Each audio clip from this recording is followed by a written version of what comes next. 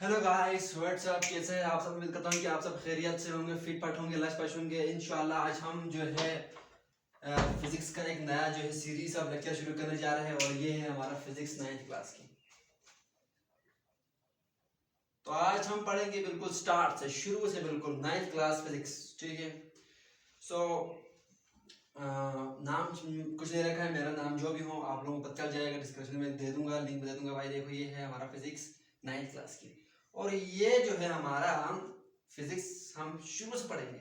यानी कि natural philosophy क्या होता था, अबे वही जो आप समझ रहे हो, हाँ वही बिल्कुल सेम जो आप समझ रहे हैं।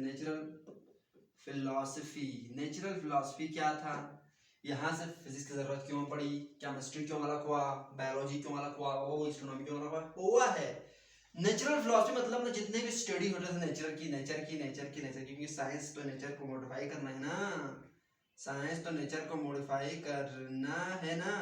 साइंस तो नेचर को मॉडिफाई करना है, बिल्कुल। तो नेचुरल फिलॉसफी में ना जो फिलोसफिकल बातें थी और जो नेचुरल बातें वो सब होती थी, लेकिन थोड़ा कॉम्प्लिकेटेड था ना उस जमाने में। और हर चीज नेचुरल स्टडी के अंदर स्टडी किया जाए, लिविंग थिंग के बारे में भी, नॉन लिविंग थिंग के बारे में भी, मोशन के बारे में भी, मतलब एनीथिंग यार, एनीथिंग, मेजरमेंट के बारे में, हर चीज यहाँ पर स्टडी करती थी। इस वजह से साइंटिस्ट ने कहा कि अभी छोड़ो, अरे बकवास है, तुम लोग गलत कर रहे हो। एक नए साइंटिस्ट ना, बस नए दौर में नए आइडियाज आते हैं, जैसा दौर बढ़ते वैसे जहन भी बढ़ता है। तो नया आइडिया उसने कहा कि हम इसको अलग करेंगे बायोलॉजिकल साइंस में। बायोलॉजिकल साइंस में बायोलॉजिकल साइंस ठीक है, बायोलॉजिकल साइंस में अलग करेंगे और दूसरे साइड पे यहाँ लिखेंगे हम फिजिकल साइंस। क्या मैं सही हूँ? हो सकता है कि आप सही हो।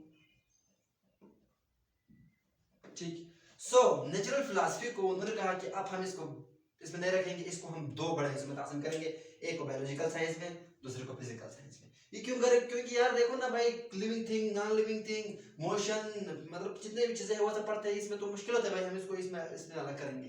ठीक। अब ये वाला पोर्शन तो जो है हमारा अभी इससे कोई रिलेटेड नहीं है। बायोलॉजिकल साइंस एक्चुअली इसकी डेफिनेशन बताऊंगा, स्टडी अबाउट लिविंग थिंग्स। ठीक है, लिविंग थिंग्स वो चीजें के बारे में पढ़ा जिसके अंदर सेल पाए जाते हैं। सेल, लिविंग थिंग का याद रखो कि उसके अंदर सेल होता है, सेल, तो वो लिविंग थिंग के बारे में बायोलॉजी हो गया। अब हमारा इसको छुपाओ, अब फिजिक्स पढ़े, फिजिकल साइंस। अब फिजिकल साइंस में क्या है? फिजिकल साइंस एक्चुअली है नॉन लिविंग थिंग्स के लिए। ये क्या है? नॉन लिविंग थिंग्स के लिए, नॉन लिविंग थिंग्स। तो physical science actually study about non living things है, ये लिविंग थिंग्स है। तो लिविंग थिंग्स को इस साइड पे रखा, नॉन लिविंग थिंग्स को साइड पे रखा। आप आ जाओ जी, ये हो गया। अब मैं इसको मिटा रहा हूँ, हमारी जरूरत भी नहीं है नेचुरल फिलॉसफी भैया ने। अब फिजिकल साइंस को ना मजीद कन्वर्ट किया उन्होंने, मजीद जो है उसको जो है कन्वर्ट करना चाहा, क्योंकि उस भी बाद में मसला था। फिर कुछ मैंने कुछ यानी कुछ बड़े चीज़ों के बारे में पढ़ा था, कुछ बड़े नॉन लिविंग ऑर्गेनिजम्स जैसे कि बड़े पहाड़ों के बारे में, सॉरी प्लैनेट्स के बारे में, मोशन ऑफ प्लैनेट्स के बारे में कि वो किस तरह मोशन करती है। ठीक है, सन के बारे में। तो उन्होंने कहा भाई इसको भी अलग होना चाहिए। तो उन्होंने कहा हाँ इसको रखते हैं हम एस्ट्रोनॉमी। एस्ट्रोनॉमी का स्पेलिंग आई थिंक ये सही होगा, एस्ट्रोनॉमी। केमिस्ट्री छोटे छोटे चीजों के बारे में, ठीक है। उसकी हमने सब्सटेंस के मैटर के अंदर जाके स्टडी करना है, केमिस्ट्री एटॉमिक स्टडी है केमिस्ट्री एक्चुअली, ठीक है। और एस्ट्रोनॉमी ऊपर ऊपर की स्टडीज, ठीक है, सारे ऊपर ऊपर की, ठीक है। जियोग्राफी भी जमीन की स्टडी है एक्चुअली, ठीक है। जियोग्राफी और सबसे इम्पोर्टेंट हमारा वाला फिजिक्स, ठीक है। ये आ गया हमारा। उसके बाद जियोलॉजी पता नहीं एक और भी है, छोड़ो बस एक्सेट्रा लिखो यहाँ पे, बस वो एक्सेट्रा में आ जाएगा। कहने का मतलब है कि हमने फिजिकल साइंस को भी वही कन्वर्ट करना शुरू किया और क्या एस्ट्रोनॉमी, केमिस्ट्री, जियोग्राफी और फिजिक्स में कन्वर्ट किया, उसको एक्स्ट्रा और मजीद भी है। तो हमने कहा कि एस्ट्रोनॉमी तो चलो ठीक हो गया, बड़े बड़े प्लैनेट्स के बारे में, केमिस्ट्री ऊपर हो गया, जियोग्राफी नीचे हो गई जमीन, केमिस्ट्री तो उसके अंदर हो गया है एटम के अंदर। अब आते हैं फिजिक्स के ऊपर। हमारा टोटल कंसेप्ट क्या है? फिजिक्स के ऊपर। तो ये फिजिक्स आया कहाँ से है, मैं समझाता हूँ आपको।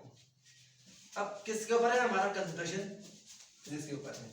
अब आते हैं फिजिक्स के डेफिनेशन, एक्सप्लेनेशन, एवरीथिंग के ऊपर। फिजिक्स एक्चुअली ये फिलॉसफी से निकला है, तो आपको बताया मैंने अभी, फिलॉसफी से निकला है। ये तो कंफर्म प्रूफ हो गया कि फिलॉसफी से हमने फिजिकल साइंस और बायोलॉजिकल साइंस को अलग किया। तो मतलब ये है कि फिलॉसफी से ही निकला है ये। और प्लस इसमें कुछ और भी जोड़ा है उन्होंने, वो है मैथमेटिक्स। मैथमेटिक्स तो आपको पता है वो अलग था, वो लॉजिक स्टिक्स चीजें हैं वो। ये हो गया हमारा मैथमेटिक्स का, ये हो गया हमारा फिलोसफी है। तो फिलोसफी और मैथमेटिक्स का रिएक्शन क्या है, केमिस्ट्री में नहीं करते रिएक्शन करते हैं, रिएक्शन है भाई, छोड़ो अभी बता रहा हूँ। तो फिलोसफी और मैथमेटिक्स को जोड़ दिया, यहाँ से फी को निकाला, यहाँ से एक्स को निकाला, तो बन गया फिजिक्स। क्या बन गया, इधर नहीं लिखो यार सर, आप भी कमाल करते हैं। This implies it is equal to physics, PHYSICS। तो कहने का मतलब कि फिजिक्स में मैथमेटिक्स भी है और फिलॉसफी भी है, थ्योरिटिकल स्टडी भी है और एक्सपेरिमेंटल स्टोरी भी है, एक्सपेरिमेंटल स्टोरीज और क्या कहते हैं डिस्कवरी जो भी हो वो सब सारे हैं। सो फिलॉसफी प्लस मैथमेटिक्स फिजिक्स बन गया, ये समझ में आ गया। फिलॉसफी प्लस मैथमेटिक्स, फी निकालो एक्स निकालो, एस को चेक करो, फिजिक्स बन गया। सिंपल ये है ऐसा, ये है ऐसा, इससे निकला है। तो इसमें फिलोसफिकल स्टडी भी है और लॉजिकल यानी कि मैथमेटिकल स्टडी भी है। सो फिजिक्स अब आता है इसके अपने असली मायने के ऊपर।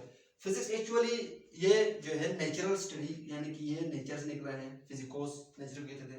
तो स्टडी अबाउट यूनिवर्स है ये, क्या है ये, स्टडी अबाउट यूनिवर्स। मैं आपको कुछ डेफिनेशन दूंगा, स्टडी अबाउट यूनिवर्स, यूनिवर्स के बारे में पढ़ना है। ये किसके बारे में, यूनिवर्स के बारे में पढ़ना। स्टडी अबाउट यूनिवर्स, यूनिवर्स में क्या क्या आता है, यूनिवर्स में आता है आपके पास मून मेरे की चांद रात, और चांद का एग्जांपल अच्छा आता है, मून, ठीक है, अर्थ और सन, ETC भी लगाओ, ETC भी एक प्लैनेट, ठीक है, और नहीं ये प्लैनेट ऐसे ही बता रहा हूँ। So study about universe, universe के बारे में पढ़ो, यूनिवर्स में क्या है, मून है, अर्थ है, सन है, एक्सेट्रा है, ये सारा उसके बारे में। तो स्टडी अबाउट यूनिवर्स हो गया एक डेफिनेशन है इसका। दूसरा डेफिनेशन है इसका, स्टडी अबाउट, ये सबसे इंपॉर्टेंट है, matter and energy. So study about matter and energy and their relationship या mutual relationship या relationship को। So what is physics? Is the study of universe, पहला definition हो गया। दूसरा study about matter and energy and their mutual relationship। Matter और energy के बारे में पढ़ना, उनके दरमियान क्या रिलेशन है ये देखना। अब आप कंफ्यूज है कि मैटर क्या एनर्जी क्या है। अब इधर भाई, मैटर क्या है पता है, मैटर, ये जो मैटर है, मैटर मतलब इस कायनात में, इस यूनिवर्स में, इस मल्टीवर्स में जितने भी चीजें हैं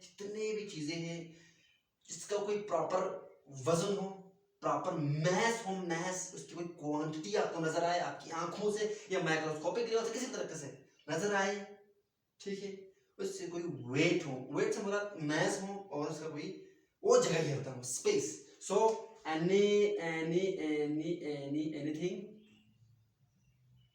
anything which occupies space, which occupy मतलब क्या है, घेरना, कंफ्यूज होते जाओ, कोई फिलोसफी करवाते नहीं, occupy space and has mass नहीं है एक्चुअली, ये मास है लेकिन इसको पढ़ते हैं मैस, मुझे नहीं पता क्यों पढ़ते हैं लेकिन पढ़ते हैं मैस है। So anything which occupies space and has mass is a matter। Energy, so energy is also, energy का मतलब डेफिनेशन तो मैं आपको बताऊंगा नहीं इस लेवल पे। एनर्जी जहां मैटर है वहां एनर्जी है। आप एनर्जी को समझो तवानाई के तरह, एनर्जी, ठीक है। सो एनर्जी जहां मैटर है वहां एनर्जी है, याद रखो बस, ठीक है। अब सिर्फ रिवीजन के लिए ना, ये प्रूफ तो खैर अभी तो मैं बताऊंगा, ये फार्मूला याद रखो, ये बस सिंपल फार्मूला याद रखो बस, सिंपली, यानी कि ये, ताकि आप जो इसको समझ सके। तो ये सिर्फ मैं बता रहा हूँ, ये E यहाँ पे एनर्जी है, M मास है, C ठीक है वेलोसिटी ऑफ लाइट है, velocity of light, speed of light actually. So E energy है यहाँ पर और M मास है।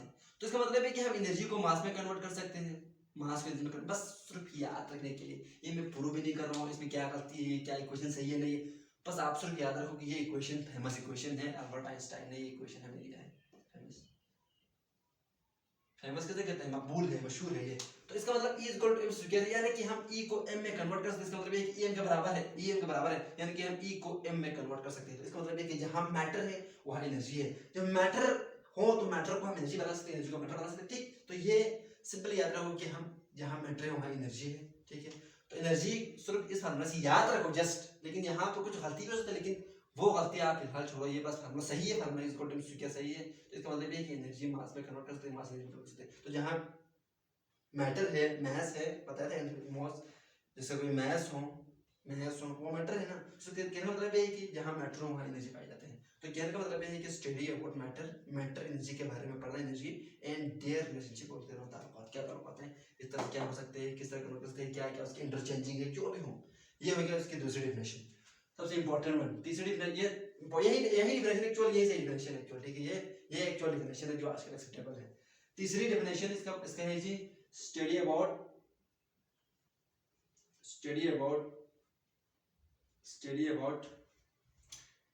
Measurement of science, MEASUREMENT, measurement of science. So हाँ, मेजरमेंट ऑफ साइंस। अब देखो मेजरमेंट हमारे जिंदगी का एक बहुत बड़ा हिस्सा है, लेकिन ये नॉन लिविंग तो बस एक मतलब एक हमारे लिए एक फिजिकल लाइफ में हमारे लिए क्या ये बहुत जरूरी है, ठीक है। तो ये मेजरमेंट ऑफ साइंस भी एक्चुअली फिजिक्स में देखो कितने सारे पैमाइश है यार, सारे मेजरमेंट भी है, मैटर एनर्जी भी है, और यूनिवर्स के बारे में हम पढ़ते हैं। तो ये तीनों डेफिनेशन फिजिक्स के हो गए। ये मेजरमेंट ऑफ साइंस है, साइंस की पैमाइश लंबाई चौड़ाई जलाई फलान फिस्तान ये वगैरह पूरा। तो कहने का मतलब है कि इसका सबसे एक्सेप्टेबल डेफिनेशन ये है। क्यों? क्योंकि स्टडी अबाउट यूनिवर्स में सही है, लेकिन स्टडी अबाउट यूनिवर्स अब अलग हो गई है। अलग क्यों? क्योंकि हम पढ़ते हैं एस्ट्रोनॉमी, तो एस्ट्रोनॉमी में ये सारा आ जाता है। एस्ट्रोनॉमी इसको कवर कर रहा है, किसको? एस्ट्रोनॉमी मतलब है तो ये फिजिक्स है, मगर ये एस्ट्रोनॉमी आजकल कवर कर रहे हैं, तो ये अच्छी बात है कि इसमें फिजिक्स को पढ़ने की जरूरत नहीं है फिर से। तो एस्ट्रोनॉमी ने इसको कवर किया, खत्म हो गया। और ये हमारा मेजरमेंट ऑफ साइंस भाई, ये हमारा शुरू से ही मैथमेटिक्स कवर करते आ रहे हैं, तो इसकी डेफिनेशन भी हमें फिजिक्स में इंट्रोड्यूस करने की जरूरत नहीं, लेकिन यूज तो होती है, क्योंकि ये तीनों भाई है, ये मैथ, एस्ट्रोनॉमी और फिजिक्स तीनों भाई है, ठीक है। तो इसलिए यूज करने की जरूरत तो खैर नहीं है। तो इसका मतलब ये है कि ये acceptable definition है फिजिक्स के लिए। The branch of science that deals about the matter and energy and their interaction, their mutual relationship between the matter and energy. So the math में ये कवर होते हैं। देखो मैंने तो पूरा मैथ तो पूरा मेजरमेंट है, x y मालूम कर, ये वो फलान साइन थीटा कॉस जो भी हो आपको पता है। सो मैथ ये कवर करता है, एस्ट्रोनॉमी पता है, इसलिए इसका डेफिनेशन फिजिक्स की है। ये सिर्फ फिजिक्स को सेल्फ कवर करता है, ठीक। ये है हमारा फिजिक्स का जे acceptable definition. Guys I hope आप लोगों को समझ में आ गया होगा इंशाल्लाह। बहुत ही जल्द में इसका नेक्स्ट जो टॉपिक है, इसके ब्रांचेस है या जो भी टॉपिक है वो आपको लेके आएंगे। तब तक के लिए अल्लाह हाफिज। बाकी कभी अलविदा ना कहना, फिर से आ जाओ, बाय भी नहीं कहना चाहिए था।